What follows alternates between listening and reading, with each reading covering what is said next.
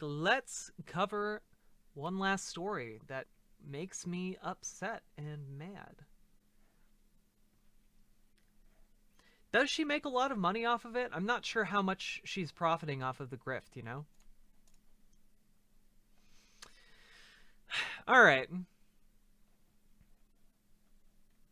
So, y'all know that the New York Post is a fucking rag. It is one of the worst, like, tabloids in the United States. It publishes things on people in order to get clicks. You were yelled at for having a higher income than someone. Well, I'm not going to yell at you for having a higher income. I might yell at you for being a dick, but that's unrelated to your income. So the New York Post is like just this cesspool of stories, salacious ideas, like one of their top trending stories today is NFL stars denies pooping during Monday Night Football game. Who the fuck cares? Who cares? Like they're just like they just shame people, you know? I wouldn't use it to bleed on if I was caught short. Damn, Athena. Damn. And on top of that, I'll go out on a limb here. So I work as a sex worker, you know, like I have an OnlyFans. I don't like advertise it on here at all, but like when it comes up, I'll talk about it, you know. And the New York Post has gone out of its way to destroy someone for the crime of using OnlyFans in order to support themselves during a pandemic. You know, because like most people are out of work, most people are struggling to make ends meet, you know, sex work can be a valuable way of making that happen. I'm not going to say that like you know, it's for everyone, but like if you're doing it and you know you feel like you like it or whatever, like that's fine. How many subs you got? Is it lucrative? It, you know, it can be pretty lucrative. I won't tell you how many subs I've got, but I'm in the top 10%. I'll tell you that. I've kind of been oscillating between like top 5 and 10%. Sex work is real work. True. You can make a lot of money on OnlyFans too. I don't make a ton of money, but there are a lot of people who make super good money. So this being the case, well, yes, I also advocate for like sex work being legalized and all of that stuff, but that's not this story. So NYC medic helped make ends meet with racy OnlyFans side gig. Literally, this story is just about a woman who has an OnlyFans account. It's just about a woman who made an OnlyFans account. Like, this is a story that could be about me. It could be about all kinds of women and men across this country and non-binary folk across this country who have made OnlyFans accounts in order to try and support themselves and their families throughout a pandemic that has left historic numbers of people without any kind of support from the government and without any kind of job possibilities in their vicinity. So this is a story where the people who wrote it went out of their way to basically slander or I guess rather libel this woman for having an OnlyFans account, and now she's in danger of losing her job. She's in danger, like, oh, also, yeah, she works as a paramedic. So like her job is literally to save lives on the daily. And you know what else? Apparently you can't make a living as a full-time paramedic in New York City. So like she can't make ends meet with her full-time job, so she has a side gig to support herself. And apparently this is worth a story in the New York Post to utterly ruin her life, to out her to her friends and family who might not have been aware that she has an OnlyFans, to like this is some of the grossest shit I've seen in a long time. Again, this isn't anyone famous. This isn't someone who has a big name. This isn't someone who is worth reporting on in any way for a national news story, other than the fact that she is a woman with titties who has an OnlyFans account. So basically, like, the language of this post is just, like, really awful. The bottom line, I don't get paid a lot. I'm just trying to make ends meet. I truly don't think this has anything to do with being a paramedic. Let's see. Like, describing her in detail, like, talking about her videos in, like, really weird, like, titillating attempts at detail, like, including a photo where showing her topless while posing with a sex toy, and videos in which she gyrates in a red bra and panties while the Weeknd's hit tune Shameless blares. It's just like slut-shaming this woman.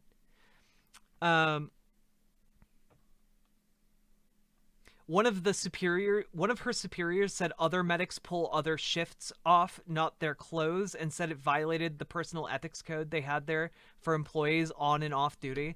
Yeah. When I say she's in danger of losing her job, she's fucking in danger of losing her job. This has ruined her life. She's 23 years old. She works bringing seniors to, like, fucking hospitals. Well, absolutely she's not a slut. Sluts aren't a thing. She's like, oh man, wow, how wild, a woman with cleavage posting selfies. Wowee.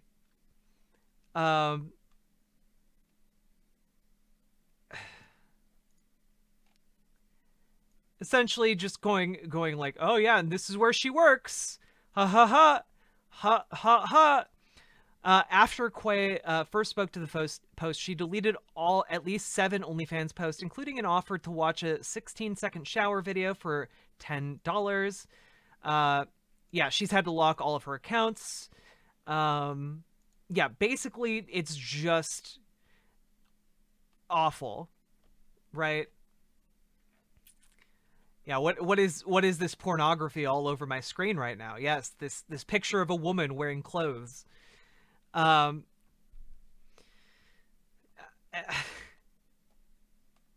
So let's go to the update about what's going on with her life now. I'm sure everything's fine. Update.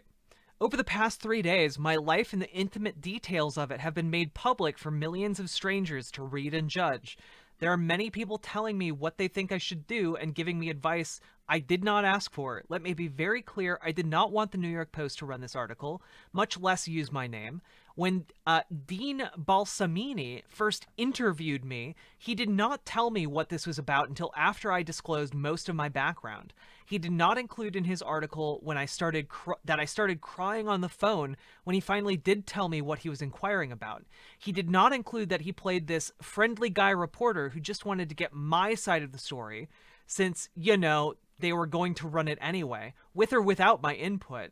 I know my actions have consequences, and I know some of you think I was naive. I truly believe whoever tipped the post does not know me personally, because anyone who knows the kind of person I am, knows the kind of person I am. Let me tell you who I am. This is me. I'm 23 years old from a small town in West Virginia.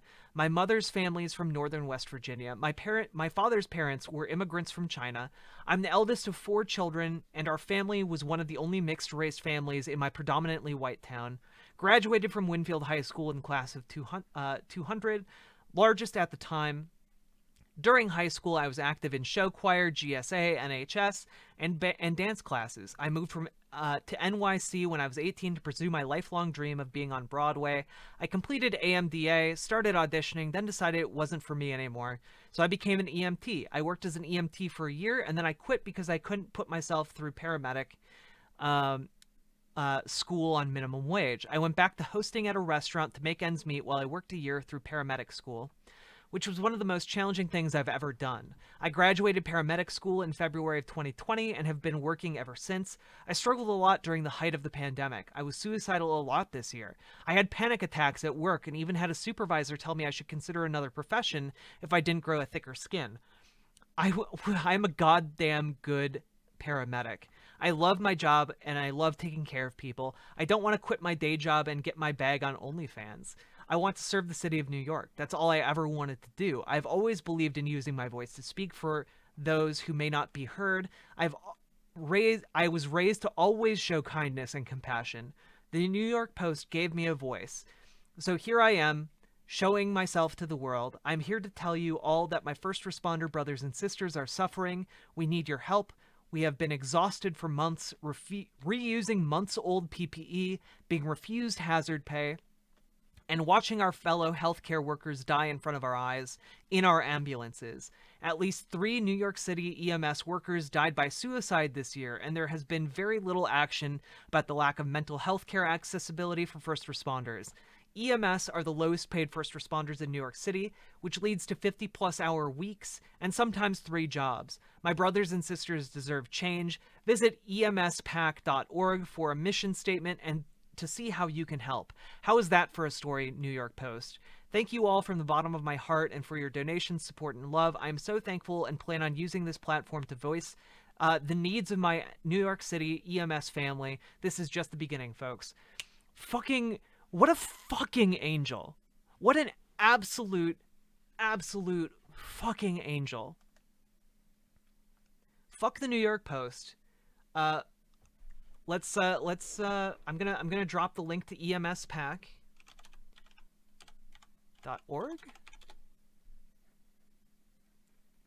Oh, here we go. emspac.org. There we go. Here you go.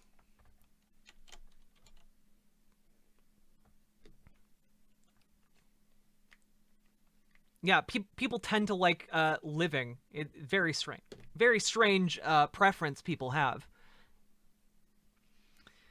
Yeah, fuck the New York Post. Here's the EMS PAC mission statement. Dedicated to advancing the welfare of the men and women serving in the emergency medical technicians, paramedics, and EMS officers. We engage in public awareness, political lobbying, and legislative action to achieve wage and benefit parity and justice for all EMS providers. EMS PAC is an advocacy organization for EMTs and paramedics, irrespective of their sector or agency of employment. We are an EMS lobby dedicated purely to the interests of actual members of service. So the pillars: engage in EMS solidarity. We support any member of the service or their family in times of hardship through the coordination of mutual aid services. This is fucking wild. This is fantastic. I love this. Achieve broad public sympathy, engage in advocacy and political action, enact legislative change. Fuck yeah. Fuck yeah. And I guess a little story time. This story is particularly close to my heart because I had a good friend who served as an emergency medical responder. One of the first responders, who picked you up in an ambulance. And she was killed on the job because of a rogue driver. Okay. These people put their lives on the line to save other people's lives. And they deserve so much better than they actually get. Okay, guys? If you have some extra money laying around, definitely donate to this. I feel like this is some pretty fucking fantastic work that they're doing. And I can tell you just from my experiences with my friend, that they deserve so much better. And yeah, on top of that, go follow Foxy Llama on Twitter.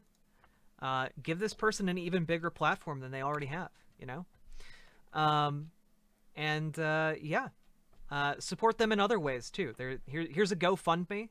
I believe they're currently using the GoFundMe to help raise money to fight a legal battle against the Post for libel. So definitely go check it out, okay?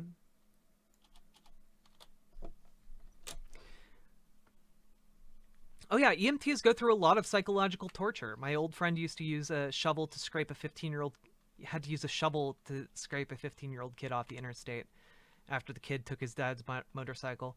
Yeah, I mean, like these people are exposed to like all kinds of absolute horrors, which is why it's absolutely criminal that they don't have access to good mental health services as part of like their state health care.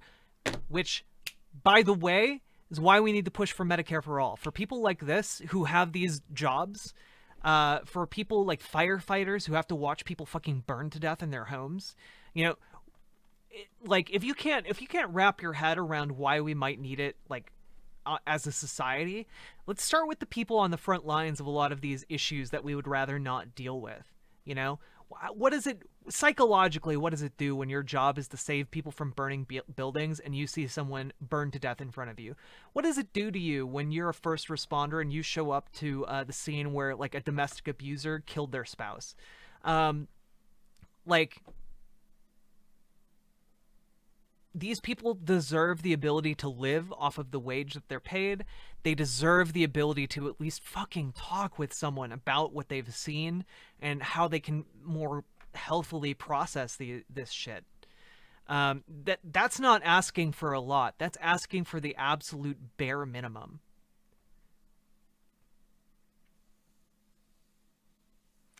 Oh yeah, like if you're diabetic in this country, you get fucked by medical costs. Absolutely fucked. My parents are both diabetic, so I'm well aware of like the incredibly high costs of insulin in this country. It's criminal.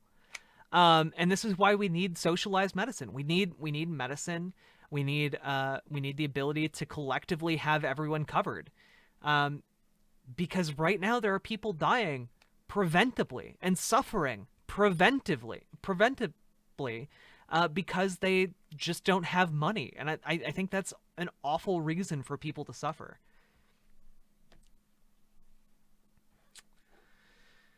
Oh,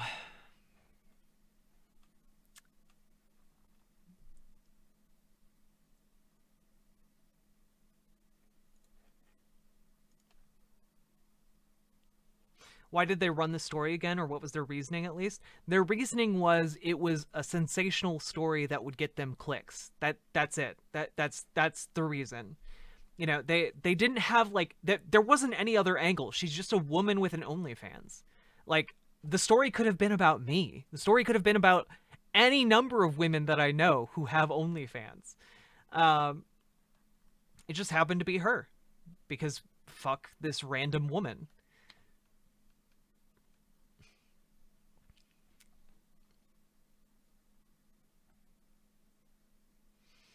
You know, if people don't suffer, what will the greeting card industry do? They need to push for those get well soon cards.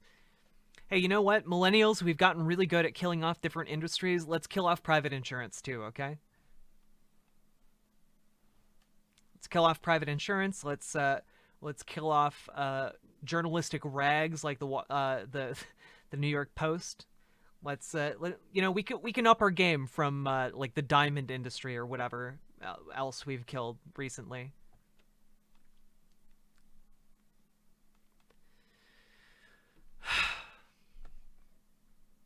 Yeah, it's super disturbing.